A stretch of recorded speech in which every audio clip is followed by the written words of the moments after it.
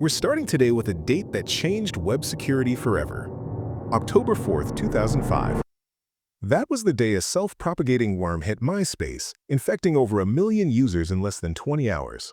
That worm was the result of a cross-site scripting, or XSS attack. We're going to break down exactly how this attack works. And I promise you, you'll want to watch this video right to the very end, because in our final demo, we're going to recreate the self-propagating Samy Worm to show you the true danger of XSS. What is cross-site scripting, XSS? So what exactly is this threat? XSS is a web vulnerability that allows attackers to inject malicious client-side scripts, typically JavaScript, into a legitimate web page. Think of it like a digital graffiti artist spraying their own code onto a web page that everyone else sees.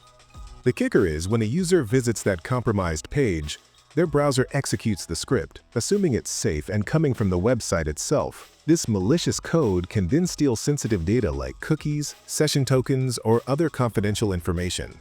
This is what makes XSS so dangerous. To truly understand the impact, let's return to that day.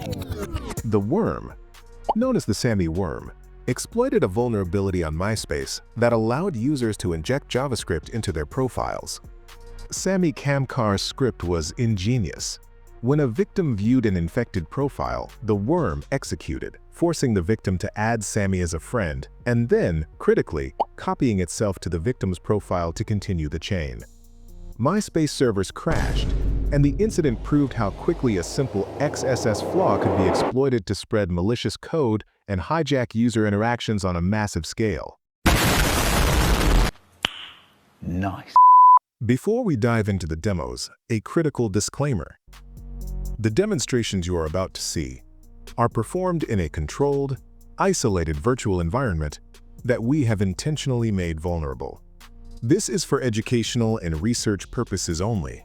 Never attempt to perform these techniques or any other hacking techniques on any system, website, or network you do not explicitly own or have written permission to test. Unauthorized access to computer systems is illegal and punishable by law. Please use the knowledge gained from this video responsibly. Alright, enough talk. Let's see an XSS attack in action. We've set up a pre-built Ubuntu VM image with a modified version of ELG, a very popular open-source social network application. ELG actually has some robust XSS countermeasures, but for demonstration purposes, we've intentionally commented them out, making it vulnerable. This allows us to replicate a scenario similar to what Samy Camcar faced with MySpace. Our goal in these demos is to show you what attackers can do.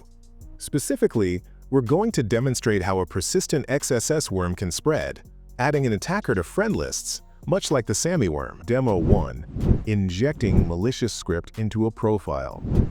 For our first demo, we'll log in as our attacker, Samy.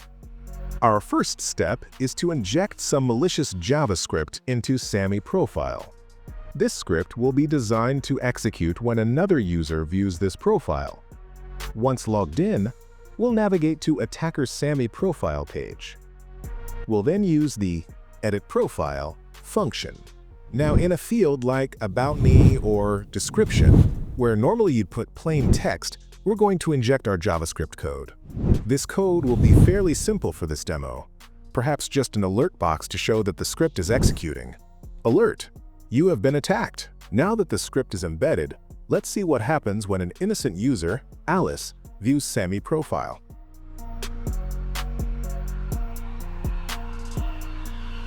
And there it is. As soon as Alice views Samy profile, the alert box pops up, confirming that our injected script has executed in Alice browser. This is just a basic example, but it shows the principle the attacker's code ran on the victim's machine. Demo 2. Stealing cookies with XSS. Another one. Alright, that basic alert box was just a proof of concept. What if an attacker wants to steal sensitive information, like the victim's session cookie? This cookie is what allows the website to remember that you're logged in, and stealing it allows for session hijacking. For our second demo, we'll demonstrate a classic technique for cookie theft. Hey, I've seen this one. This is a classic. The goal is to get the victim's browser to send their cookie back to a server controlled by the attacker. We achieve this by tricking the browser into loading an invisible img tag. The malicious JavaScript will create an img tag and set its src attribute to the attacker's machine, with the victim's document.cookie appended to the URL as a query parameter. When the browser tries to load this image, it sends an HTTP GET request to the attacker's machine, effectively delivering the stolen cookie. First, the attacker Samy needs to set up a listener. We'll use the versatile networking tool Netcat on their machine, which has the IP address 10.9.0.1. The command to start listening on port 5555 is nclknv 5555. The L option tells Netcat to listen for an incoming connection. K keeps the listener open for more connections, and NV provides verbose output. This TCP server is now ready to catch any data sent to it. Now we'll inject the malicious script into Samy profile. Notice how the URL for the image source points directly to the attacker's IP and port and appends the cookie.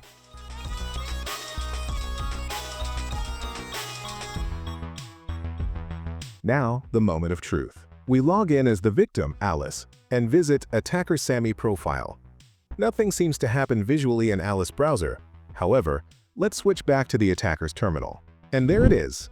As soon as Alice's browser tried to load that invisible image, the Netcat listener caught the full HTTP GET request. Look closely. The request contains the entire cookie header, and more importantly, the full cookie string appended to the URL after the C equals parameter. This is the victim's session cookie, successfully stolen. With this cookie, the attacker can now use tools to hijack Alice's session and impersonate them on Elgate without ever needing their password. This demonstrates a core danger of XSS. The malicious script runs with the victim's authority. Demo 3. The self-propagating XSS worm. Another one. Alright, for our final demo, we're going for the full Samy Worm experience. Our goal is to create a self-propagating XSS worm that not only forces a victim to add our attacker, Samy, as a friend, but also defaces their About Me section to proudly declare, Samy is my hero. This vividly shows how an attacker can both manipulate content and social connections. This script will be the most comprehensive yet. It needs to 1. Inject itself into the victim's profile to keep spreading. 2. Edit the victim's About Me section to display, Samy is my hero. 3. Automatically send a friend request from the victim to Samy. We'll place this multi-action worm code into Samy profile. This single script is designed to perform two major actions in the victim's browser: updating their profile text and sending a friend request to Samy. Now let's look at our unsuspecting victim Alice. Before the infection, we need to confirm their clean state. As you can see on Alice's profile, the About Me section is currently blank, no text at all. And if we check their friend list, Samy is not listed.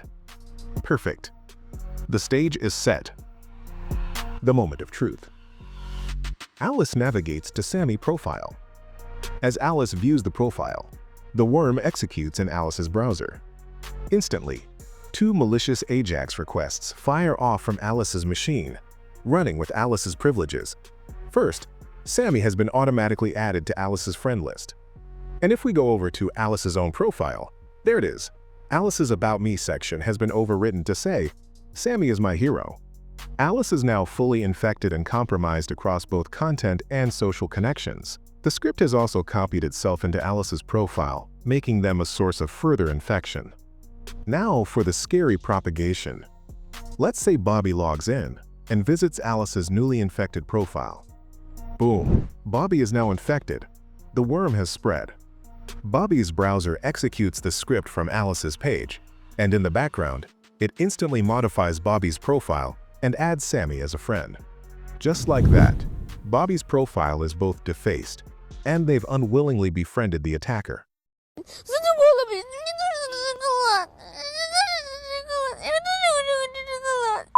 This chain reaction is how the Samy Worm took off like wildfire, modifying millions of pages with a simple, malicious script. That is the true power and danger of a self-propagating XSS worm. How to protect yourself. Another one. So what can be done? For users, be wary of suspicious links, especially on social media or forums. Keep your browsers and plugins updated. For developers, the key is proper input validation and output encoding. Never trust user input. Always sanitize data before displaying it on a web page. Content security policy, CSP headers, are also a powerful defense. I hope this deep dive into XSS attacks and the Samy Worm has been informative. Understanding these vulnerabilities is the first step towards building a safer internet for everyone. If you enjoyed this video, please hit that like button, subscribe for more cybersecurity content, and let me know in the comments if you have any questions or other topics you'd like me to cover. Thanks for watching, and I'll see you in the next one.